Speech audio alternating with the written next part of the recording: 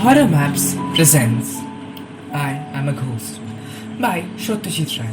Satyajit Ray was born on 2nd May 1921 in Calcutta. After graduating from Presidency College, Calcutta, in 1940, he studied art at Rabindranath Tagore's University in Shantiniketan. By 1943, Ray was back in Calcutta and joined an advertising firm as a visualizer. He also started designing covers and illustrating books brought out by the Signet Press. A deep interest in films led to him to establish the Calcutta Film Society in 1947. Apart from being a filmmaker, Satyajit Ray was also a writer of repute.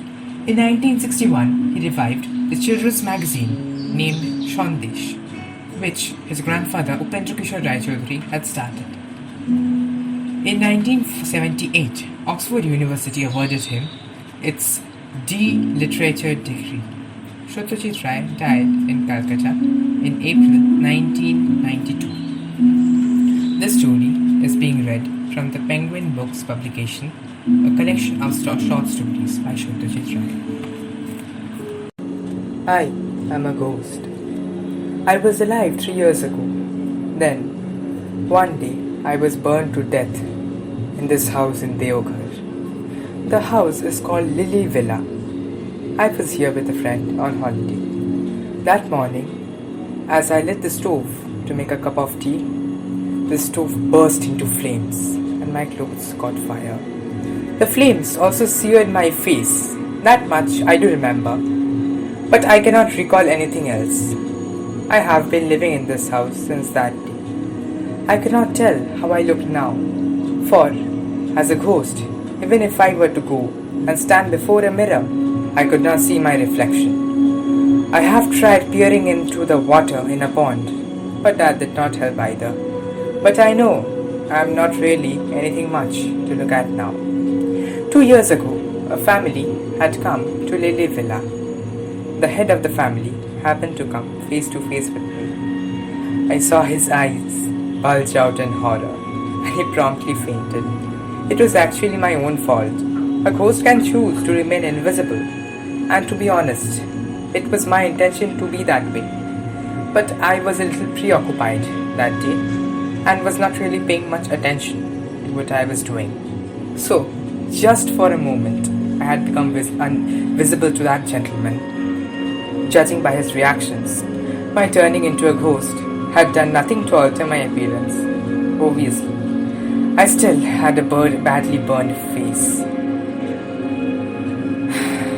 After that incident, people stopped coming to this house. Lily Villa has come to be known as a ghost house. I am quite sad at this turn of events, for I liked watching and being with the living. Now I feel very lonely. There are other ghosts in the neighborhood, but none in this house. No one except me had died an unnatural death here. Besides, I don't like many of the other ghosts in Deoghar. Some of them are quite wicked. Noshkorta, for instance. His name used to be Bhim Noshkor when he was alive. I have never known a ghost more cunning or malicious than him. A postmaster called Lakshman Tripathi used to live in Deoghar. He and Kanti Bhai Dubey, who worked for the State Bank, could not get on at all. One evening, as Lakshman Tripathi was returning home from the post office, the ghost of Bhim Noshkor decided to attack him. Just as Tripathi had gone past the tamarind tree, he jumped from the tamarind tree and broke Tripathi's neck. What a ruckus that kicked up!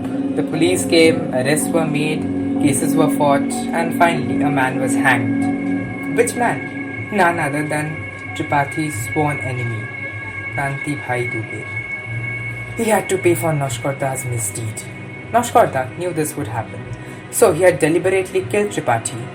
That time, I felt I had to speak to Noshkorta. What you did was wrong, I told him.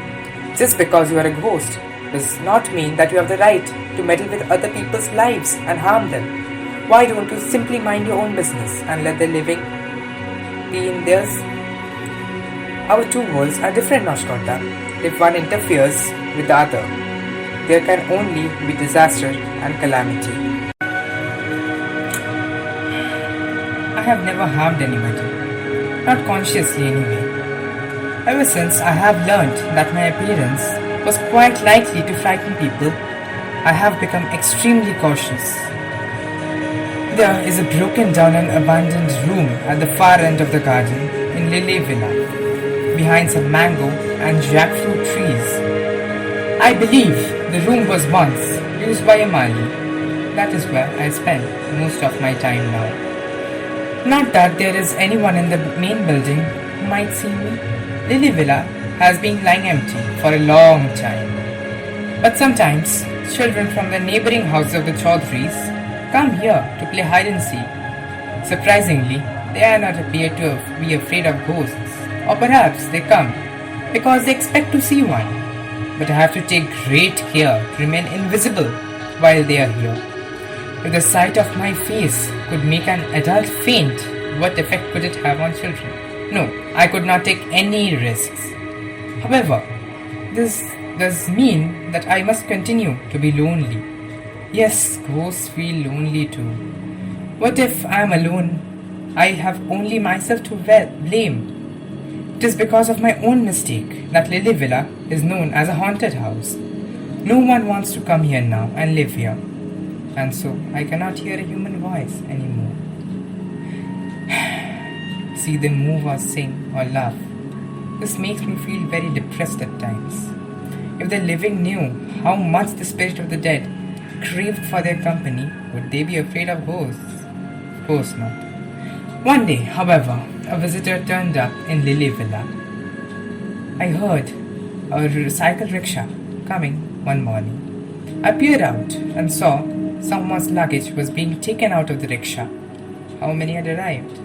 2, as it turned out. The visitor accompanied by a servant. That was good enough for me. I did not need a large number of people. Something I felt was better than nothing. Since ghosts can see clearly, even from a long distance, I could catch every detail of the visitor's appearance. He was close to 50. Short, bald, and had a bristled mustache, thick eyebrows, and his eyes held a stern look. The first thing he said to his servant upon entering the house was, "Get cracking! I need a cup of tea in half an hour. Then I will start working." Needless to say, I could hear every word from my room. A ghost's hearing is as good as his sight. His ears and eyes both worked like binoculars. The servant was most efficient. He brought his master a cup of tea and a plate of biscuits in half an hour. The visitor was in the room that overlooked the garden, unpacking and putting his things away. There was a desk and a chair near the window. I noticed that he had placed a sheaf of pen, papers, and an inkwell on the desk. That meant he was a writer. Was he famous? Yes, within an hour of his arrival, about 8 local residents turned up to meet him, and I learned his name. He was called Narayan Sharma. I could not tell whether this was his real name or pet name, but that was what everyone addressed him by. The locals were very pleased to find him in their midst. After all, it was not every day that a celebrity came to Deoghar. So they said, if Mr. Sharma had no objection, they would like to hold a reception in his honor. Narayan Sharma, I could see, was not a man with a gentle and soft disposition. He said, "I had left Calcutta and had come here to work undisturbed, and you are already making impositions on me?" Others looked visibly unabashed. That made Mr. Sharma relent somewhat. "Very well," he said. "Give me at least 5 days of peace and quiet. Then we will think about a reception, alright?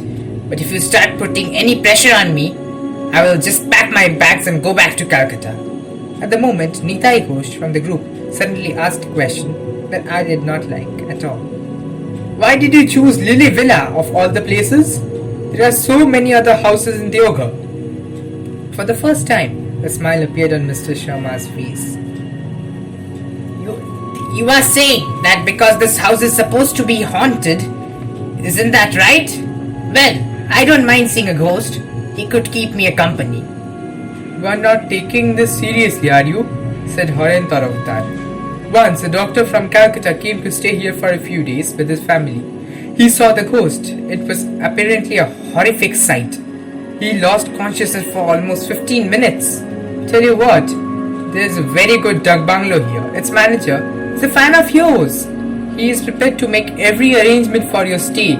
It's just a matter of telling him, please, you must go out of Lily Villa. In reply, Narayan Sharma said something very strange. Perhaps you are not aware that very few people know as much as I do about spirituality. In fact, have come here to write on this subject. I can assure you that I will not end up like your doctor. He had taken no precaution against ghosts, had he? I will. No ghost could do any harm to me. I realize you have got all the best interests at heart, but I want to stay and work in Lily Villa. You see, I have stayed in this house before as a child. I have many fond memories of that time. This was the first time I heard anything about precautions against ghosts. I did not like it at all. In spiritualism, how could spirits and spooks be a subject for study? What was Narayan Sharma talking about? There was no point in pondering over this now. I would have to wait until it got dark. After that, I was sure to get all the answers. There was one thing I wanted to do, however. I felt I had to pass on whatever I had heard so far to Bhim Noshkar, if only as a joke to see his reaction. He had once broken a man's neck. What would he say to all this? As the day wore on, I grew increasingly restless. In the end, I could contain myself no more. I left Lily Villa, taking great care to remain invisible, and went to the old house owned by the Maliks. It was said to be 200 years old. Noshkorda, I called. He came floating from a broken roofless room on the first floor and said, "What do you want at this hour?" I told him about Narayan Sharma. Noshkorda's frown deepened. Really? Is that so? Tell me, does he think he is the only one who can take adequate steps? Can't we take steps? What do you propose we do? I asked a little nervously. I could see that a plan was already taking shape in his mind. There is one thing I could do quite easily. When I was alive for 32 years, I exercised regularly. Push-ups, heavy clubs, dumbbells, chest expanders, you name it. I had used them all. You think I have not got enough strength to break this Narayan's neck? It was true that Noshkorda was once a bodybuilder. He had died by swallowing poison, which meant that his appearance had remained unchanged. Even now, when he moved, muscles rippled all over his body. Well, what does that mean? I asked. If I still had a heart, I am sure it would have started thudding madly by now. Only this. Tonight at 12 o'clock, Narayan Sharma's life is going to come to an end. If he thinks he can mess around with ghosts, no ghost worthy of his name is going to let him get away with it. Only, I know how nervously I passed the rest of the day. Narayan Sharma spent most of his time writing in his room. Sometime before the sunset, he went for a long walk. He returned a little before the evening star appeared in the sky. It was going to be a moonless night. I could see everything from my little den. Now I saw Narayan Sharma do something rather strange. He opened his suitcase and took out a handful of powder from a bag. Then he poured it in an incense burner, lit it, and placed it outside the threshold of his room. Smoke began billowing from it soon, and a southern breeze brought the smoke into my own room. Oh my God! Was this his precaution? If so, it was undoubtedly most effective. The smoke had come a smell. Normally, one wouldn't expect a ghost to be able to smell anything, but this smell was so strong that it seemed to burn my nose, but the inside of my head as well. It was terrible. Even Noshkorda would find it difficult to make his way through this powerful stuff. How would he get anywhere near the house? My fears were confirmed A few hours later, around midnight, I heard a hushed voice call from the other side of the garden wall. Shudhanno, are you there? Shudhanno was my name. I went out. Noshkorda was sitting by the road on the grass, clutching his nose. His voice sounded nasal when he spoke. I died 21 years ago. This is the first time that I have been beaten by a live man. Who knew man had learned such contraptions? That particular man had studied a lot on his subject, Noshkorda. He knows a lot. How sad. How absolutely awful. Just think what fun I might have if I could break his neck. Yes, but that is not going to happen. You do realize that, don't you? Yes, I most certainly do. I better go now. This has been a totally new experience for me. Noshkorda left, and I returned to my room. Only a few minutes later, I suddenly discovered that I was feeling extremely sleepy. This was incredible, completely unheard of. A ghost never feels sleepy, but tonight was obviously going to be an exception. That powder in the incense burner clearly contained something that put ghosts to sleep, even though the best time for them to move about was during the night. I could not keep my eyes open any longer. Feeling dazed, I lay down on the floor. The sound of someone's voice awoke me. It was the morning. I sat up hastily. At once, my eyes fell on the man who had entered my room. I could only stare at him in disbelief. How did he? It was Narayan Sharma. That much was clear.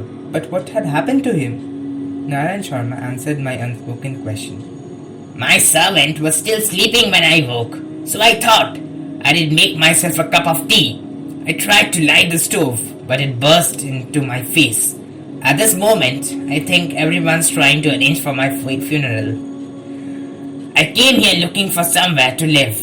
I like this place. Do you think there's enough room for another person? Of course, I replied, feeling very pleased. I had company at last. There was no doubt in my mind that one charred face would get on very well with another.